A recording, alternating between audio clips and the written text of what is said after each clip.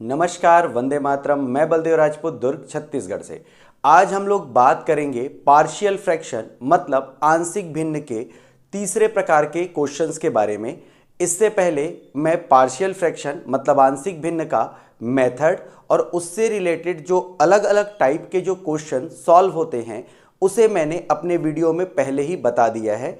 मैं आपको मेथड और उन क्वेश्चंस का जो लिंक है वो आपको डिस्क्रिप्शन में दे दूंगा। साथ ही अगर आप चाहें तो प्लेलिस्ट में क्लास 12th मैथ्स में जाके भी इस वीडियो को देख सकते हैं। तो चलिए शुरू करते हैं थर्ड टाइप इसका।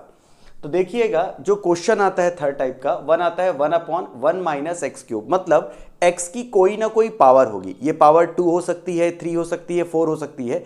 मतलब इसमें कोई ना कोई x का या जो इक्वेशन रहेगा, जो हर में जो इक्वेशन रहेंगे उनके पावर के फॉर्म में ये वैल्यू आती है। जैसे क्वेश्चन आएगा फाइंड द पार्शियल फ्रैक्शन मतलब आंशिक भिन्न निकालिए 1/1 माइनस एक्स क्यूब। अब सिंपली हमको करना क्या है, क्वेश्चन लिखे 1 का मैं क्यूब लिख सकता हूं, एक्स क्यूब पहले से है। अब यहां पर हम लोग फॉर्मूला लगाएंगे ए क्यूब माइनस बी क्यूब का। तो ए क्यूब माइनस बी क्यूब का फॉर्मूला क्या होता है, ए माइनस बी, फिर क्या होगा आपका A square plus B square plus A B. तो इसको मैंने क्या किया है, A square plus A B plus B square लिखा है, जहां पर ए की जगह पर मैंने 1 पुट किया है और बी की जगह पे मैंने एक्स लिया है। अब आगे बढ़ते हैं। आंशिक भिन्न निकालने के लिए आपको सिंपली करना क्या है, ये जो वैल्यू दिख रही है 1/1 minus x, 1 plus x square, इसको हमको लेना है a/1 minus x plus B x plus C upon ये जो सेकेंड टर्म है उसको लिखेंगे। a के अपॉन में फर्स्ट टर्म को लिख दी हम और b के अपॉन में जो सेकेंड टर्म था उसको लिखेंगे। सेकेंड टर्म है हमारे पास 1 plus x square, 1 plus x square. Simply अब इसका एलसीएम लेंगे तो यहां पर a के साथ 1 प्लस एक्स स्क्वायर मल्टीप्लाई हो जाएगा, वहीं बी एक्स प्लस सी के साथ 1 माइनस एक्स का मल्टीप्लाई होगा। अगर यहां ध्यान दे तो दोनों के हर मतलब जो नीचे वाले टर्म है वो कैंसिल हो जाएंगे, तो 1 एज इट इज लिखूंगा, बाकी को मैं जैसा था वैसे ही लिख दूंगा। इसके बाद देखिएगा यहां पर जो भी कोऑर्डिनेट होगा, जैसे 1 माइनस एक्स या जो भी कोऑर्डिनेट होगा जो सिंगल टर्म में हो, तो 1 माइनस एक्स को हम 0 के बराबर लेंगे। इसका मतलब x को अपन लेंगे 1 के बराबर, मतलब x को मैं इधर ला लूं तो x किसके बराबर हो जाएगा, 1 के बराबर। तो इक्वेशन नंबर 2 में जहां पर भी मेरे को 1 माइनस एक्स दिखाई दे रहा है उसकी जगह पे 0 लिखूंगा, जबकि जहां जहां पर भी मुझे x दिखाई दे रहा है उसकी जगह मैं 1 रखूंगा। तो ये 1 मैंने एज इट इज लिखा, a मैंने एज इट इज लिखा, x की जगह पे 1, x की जगह पे 1, और ये 0 होने की वजह से पूरी क्वांटिटी 0 हो जाती है।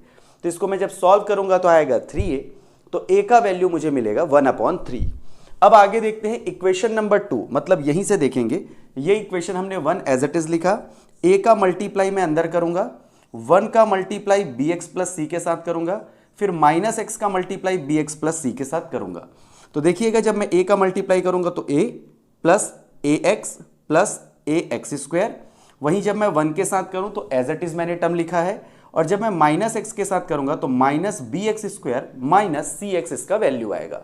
अब सिंपली हमको करना क्या है, जहां जहां पर भी आपको एक्स स्क्वायर दिखाई दे रहा है उस एक्स स्क्वायर की जगह आपको क्या करना है, कॉमन निकाल लेना है। तो इन दोनों से कॉमन निकलेगा एक्स स्क्वायर, यहां पर जिनके साथ भी एक्स है, जहां पे मैं क्रॉस लगा रहा हूं वहां पर देखिएगा इन तीनों के साथ एक्स है, इन तीनों से मैंने एक्स कॉमन निकाला और जो बच गया कांस्टेंट उसको मैंने लास्ट में लिख दिया। अब हमको करना क्या है, एक्स स्क्वायर और एक्स के मल्टीपल को इक्विवेलेंट करना है, मतलब तुल्य करना है। तो एक्स स्क्वायर और एक्स के गुणांकों की अगर तुलना करूं तो एक्स स्क्वायर का गुणांक यहां पर है a माइनस बी, जबकि इधर कुछ भी नहीं है और जिसका कोई नहीं होता उसका 0 होता है। तो यहां पर क्या हो जाएगा, a की जगह पर हम पहले ही वैल्यू निकाल चुके हैं 1/3, तो मैंने a की जगह 1/3 लिखा। b को अगर मैं इधर ले जाऊं तो b का वैल्यू आ जाएगा 1/3। इसी प्रकार अगर मैं x के मल्टीपल का कंपेयर करूं तो यहां पर आप देखिएगा x का कोई भी मल्टीपल है क्या, नहीं, तो इसकी जगह पे हम लोग लिख देंगे 0। a का वैल्यू 1/3 निकला था, b का वैल्यू जो निकाले वो भी 1/3 निकला, इनको कैलकुलेट कर दूंगा तो हो जाएगा 2/3, तो c का वैल्यू आ जाएगा 2/3। अब हम करेंगे क्या, a की जगह पर हम क्या वैल्यू रखेंगे 1/3, b की जगह पर हम वैल्यू रखेंगे 1/3, जबकि हम c की जगह वैल्यू रखेंगे 2/3। अगर मैं इसे सॉल्व करूं तो 3 नीचे चला जाएगा, यहां पर 3 कॉमन निकाल दूं तो 1/3 कॉमन आएगा जो कि नीचे चला जाएगा। तो जो फाइनल आंशिक भिन्न या आंशिक रूपांतरण मिलेगा हमको 1 upon 1 minus x 1 plus x square is equal to 1 upon 3 1 minus x plus 2 upon 3 1 plus x square. तो ये जो है वो जो थर्ड टाइप का जो इसका जो क्वेश्चंस रहते हैं उनको मैंने सॉल्व किया। ये एक एग्जाम्पल है, आप इसका स्क्रीनशॉट ले लीजिए। थोड़ी देर के बाद मैं इसका दूसरा जो एग्जाम्पल है वो आपको इसी वीडियो में बताता हूं। तो चलिए अब देखते हैं पार्शियल फ्रैक्शन के दूसरे एग्जाम्पल के बारे में। देखिएगा, अगर दूसरा एग्जाम्पल आपको आता है 3x plus 1 upon x minus 1 x square plus 1, तो इसको थर्ड टाइप से कैसे बनाना है, इसको हमको ऐसे पता चलेगा कि अगर x के ऊपर में स्क्वायर लिखा है मतलब ये तीसरी कैटेगरी मतलब थर्ड टाइप का बनेगा, जैसा कि इससे पहले वाला क्वेश्चन बना था। सबसे पहले आपको लिखना है गिवन दैट, या दिया गया है कि आंशिक भिन्न के लिए लिखेंगे अपन इसको। और देखिएगा ये जो पहला टर्म है उसको a के साथ अलग करेंगे, वही जो स्क्वायर वाला टर्म रहेगा उसको bx प्लस c के साथ हम अलग कर देंगे।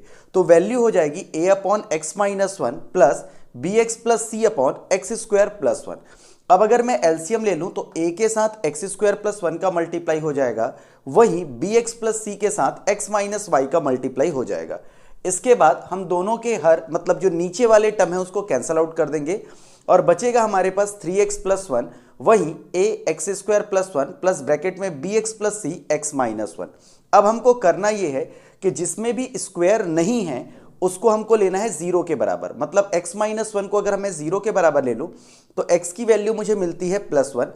मतलब इक्वेशन नंबर 2 में जहाँ जहाँ पर भी मुझे x दिखाई दे रहा है उसकी जगह मुझे प्लस 1 रखना है, और जहाँ पर x माइनस 1 दिखाई दे रहा है उसकी जगह पे 0 रखना है।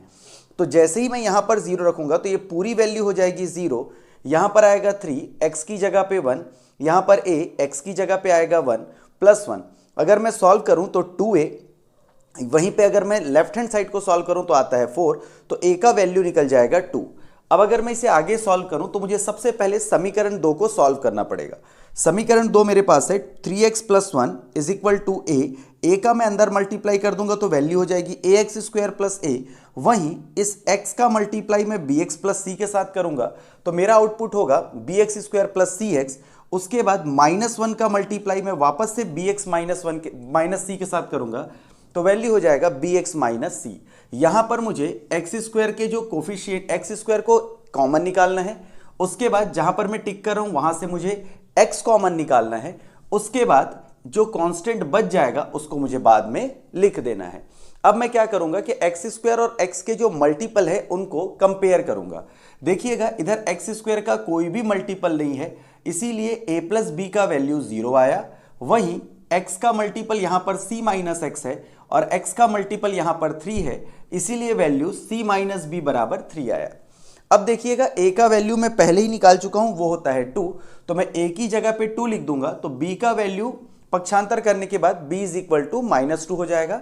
वहीं c माइनस बी का वैल्यू कंपेयर करने के बाद 3 आया था, b का वैल्यू मैं यहाँ पे पुट कर दूंगा तो c minus -2 minus minus plus हो जाएगा, ये वैल्यू +2 इधर जाएगी तो +3 -2 कितना हो जाएगा 1।